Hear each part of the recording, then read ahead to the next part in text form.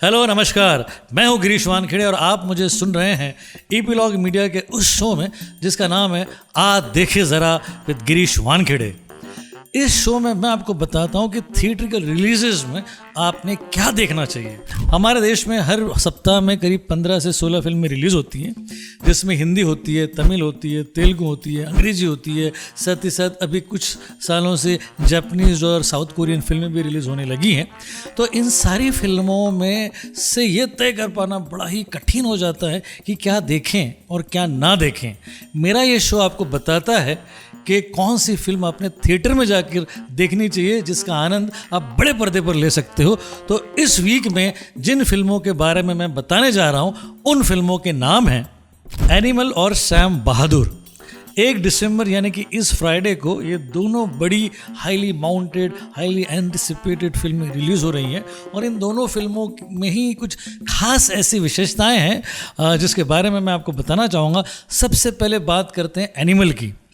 अब एनिमल में रणबीर कपूर हैं, अनिल कपूर हैं, रश्मिका मंदाना है, उसके अलावा सुरेश ओबेरॉय, प्रेम चोपड़ा, शक्ति कपूर है और साथ ही साथ विलन के रोल में है बॉबी देओल।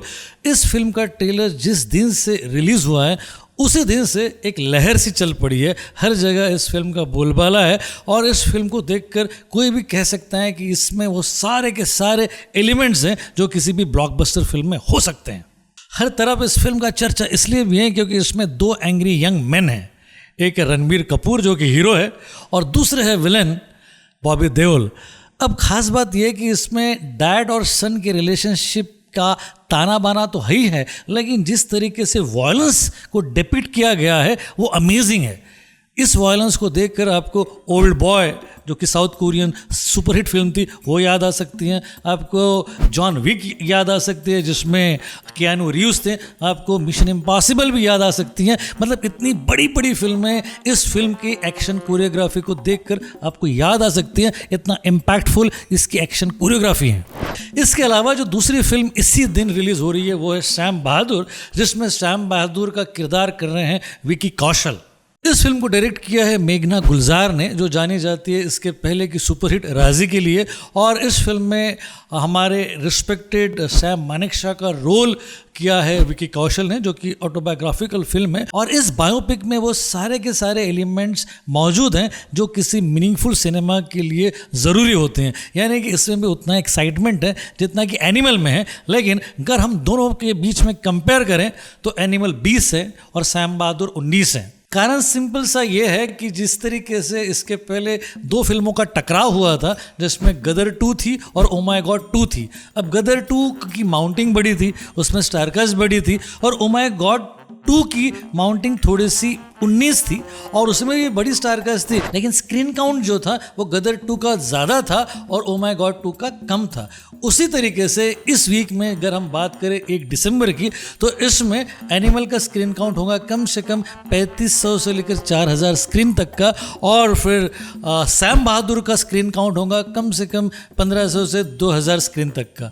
अब इतना स्क्रीन काउंट अगर होता है तो इसमें ऑब्वियसली फर्स्ट डे के कलेक्शन पर इसका फ़र्क पड़ता है।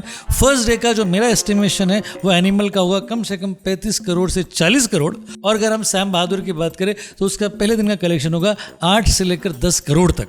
फर्स्ट वीकेंड में एक्सपेक्ट कर रहा हूँ एनिमल का 100 करोड़ का, और मुझे लगता है कि ये 200 करोड़ क्लब में जाने वाली सबसे फास्ट फिल्म रहेगी। और अगर मैं सैम बहादुर की बात करूँ तो पहले वीक में यानी कि पहले 3 दिन में इस फिल्म का कलेक्शन रहेगा 25 से 30 करोड़ का।